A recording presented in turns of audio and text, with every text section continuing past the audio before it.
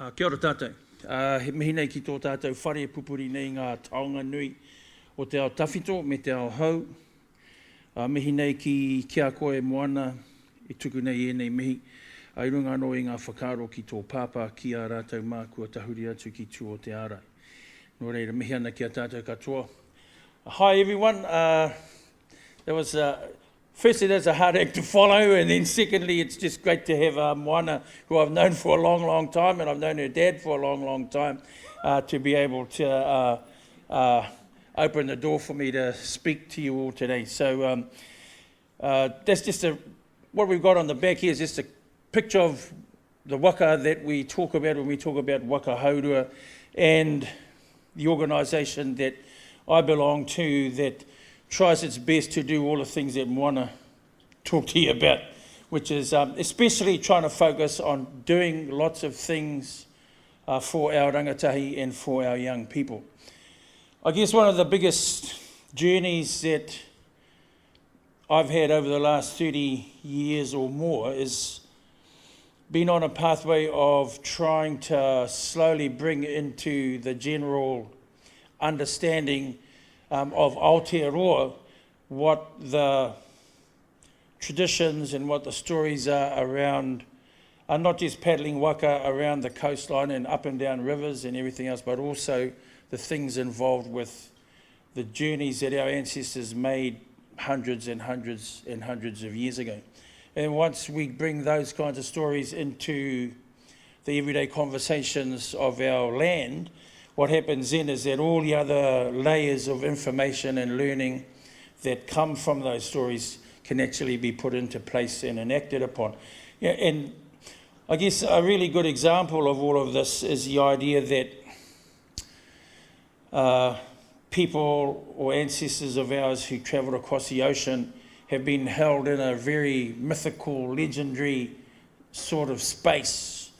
And so the reality of the stuff that they've done doesn't really hit home until you actually build canoes that can travel vast distances across the ocean and then actually navigate from one place to the next over maybe thousands of miles of ocean using the techniques that they've used. So that's the kind of stuff that we've been doing. But if I bring it closer to home, what we've also really wanted to work on, especially with a lot of our young people that live coastally and on the islands of the Gulf, is to try and use our waka as a way of opening their eyes to everything else in the world around them, especially when it comes to looking after the ocean and looking after the people that share that space as well.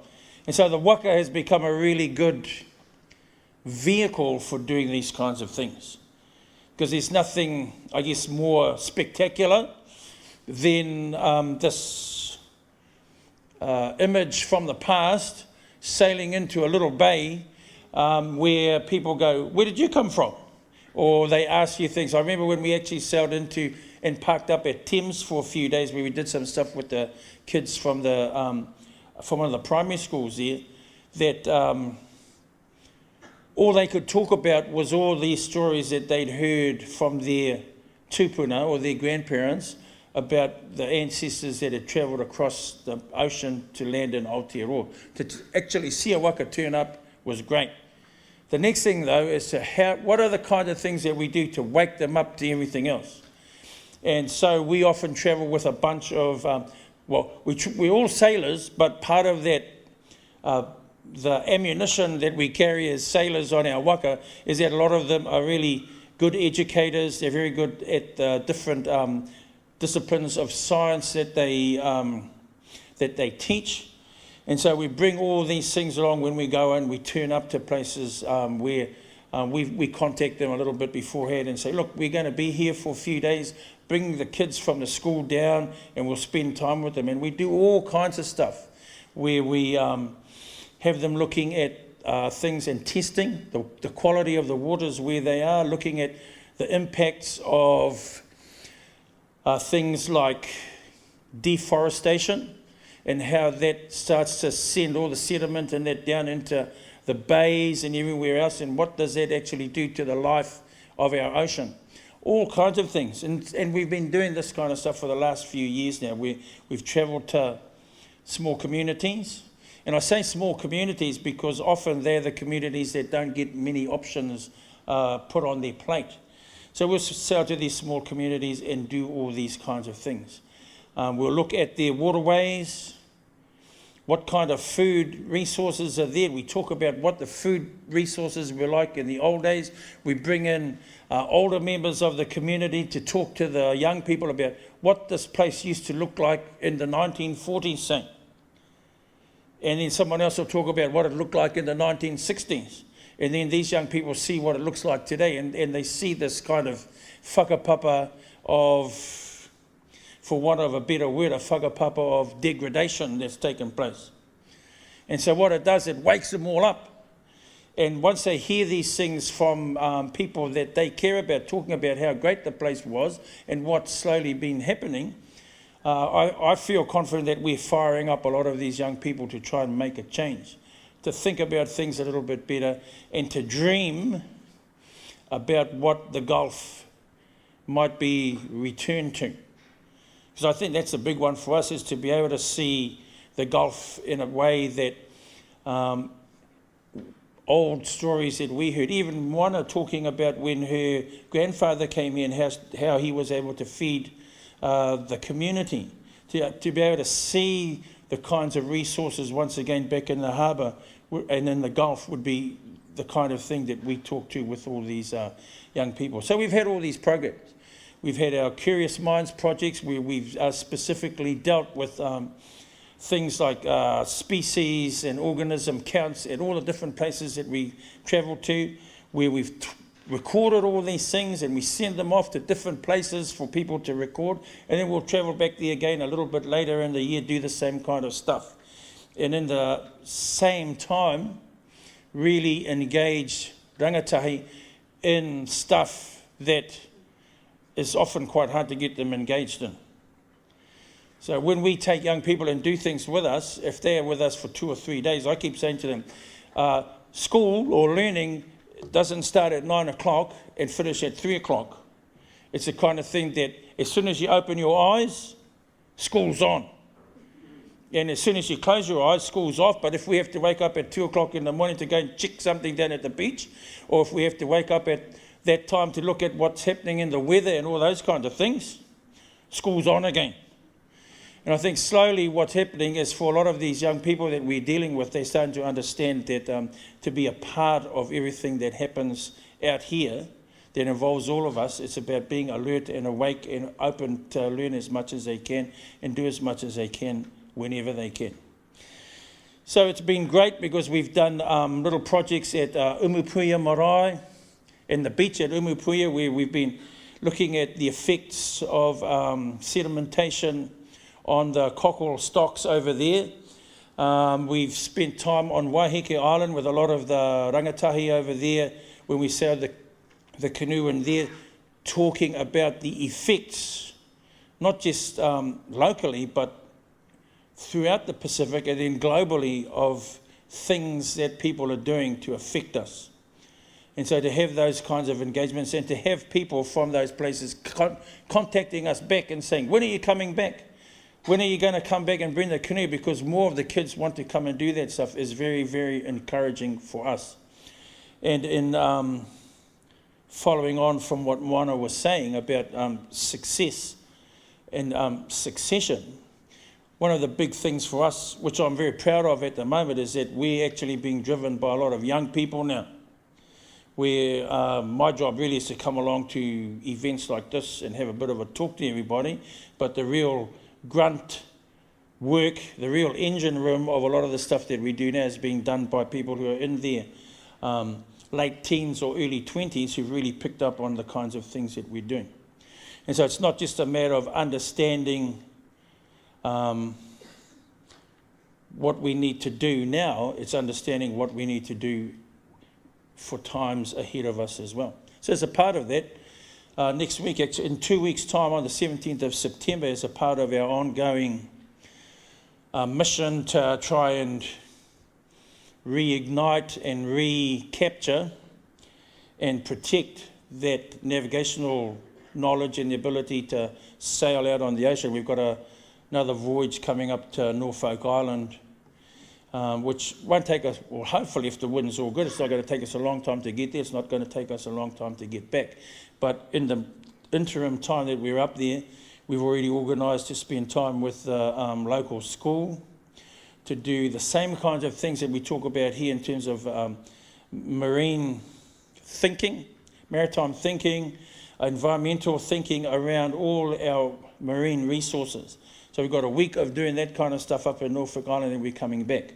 But one of the main focuses of that journey up is to prepare a new bunch of navigators that we've been training who have got a big task on their hands in 2020 when we'll be sailing one of our canoes, Tainui, from Aotearoa to Hawaii to take part in the Pacific Arts Festival. So this big test, I suppose, if you'd like to call it, is this journey where these young people will navigate the canoe from here all the way to Hawaii and then bring it home again. So we don't get a lot of options or a lot of opportunities to be able to get out and do a lot of this stuff. So this trip to Norfolk Island tests them and also gives us a chance to do more of this stuff with the young people up there.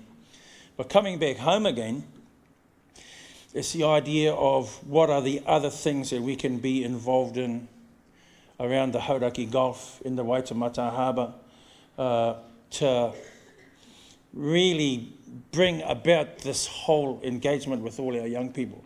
The waka is great. Having young people there as mentors and instructors has been a really, really great thing. And I think the stories of long distance travel, not just on a waka, but on all the other types of vessels that brought a lot of our ancestors, all our ancestors collectively, to Aotearoa, and the knowledge that they all possessed is the kind of thing that ties us all together in this game. So to be able to share all these things with our young people, to talk to you all about those types of things in a forum such as this, and to hopefully move your thinking and to move your ideas a little bit further down the road about what a waka actually is. Often people, and I'm not just talking about you, I'm talking about lots of people, even some of my old aunties and uncles, they never ever, when I talked to them, when I first went away to sail a canoe and sailed all around Hawaii, did this about in 1983, when I came home, some of my old aunties and uncles said to me, "Where have you been, boy?" And I said, "I've been up in Hawaii learning how to sail, go on a canoe from one island to the next and to another island and coming back again." And the image that they had was of us sitting in a canoe like the one just downstairs here and paddling thousands of miles across the ocean. And this is my uncles and aunties. So a lot of us here in Aotearoa still have that kind of perception as to when we talk about waka, what a waka is. And it's this idea of a bunch of 40 people sitting in a canoe paddling off across the horizon. That's not going to work. Okay, so having all these other waka to do these kinds of things, especially waka haurua, the voyaging canoes that we have, and being able to take them from one place to the next, and carry the stories, carry the songs, and carry the technology of, not just the technology of the past, but the technology of today as well. Because Tainui, some of you might know this, but our waka that we're sailing to Norfolk Island is a fairly green waka in the fact that we don't run motors that run on fossil fuels. We have this big bank of batteries and solar panels that when we move in and out of port and all those kind of things, we actually use solar energy to move ourselves around. So that kind of blend of ancient in terms of waka design and what we do with our navigation and that, and the modern technology that allow us to be a little bit more eco-friendly are the kinds of things that bring all of these things together. And so hopefully, if you ever get a chance, come down to the Maritime Museum, because that's where we have our waka, and we do all our little kaupapa all around the place. We've had great support from different groups throughout the years to do all of the little projects that we do. And if you get a chance to come and be a part of that, or to see us anytime, wave out, say hello if you see the waka parked up and a whole bunch of kids all around us. Those pictures you saw is exactly what we'll be doing. Digging up, looking at pippies and cockles and crabs and all those kind of things, recording all of that stuff, and then trying to encourage our young people to believe that this is the place that they're from. This is a place that they need to look after so that all their grandchildren and their great-grandchildren can enjoy the stuff that our grandparents talked about. Nō reira, mihi nei kia tātou.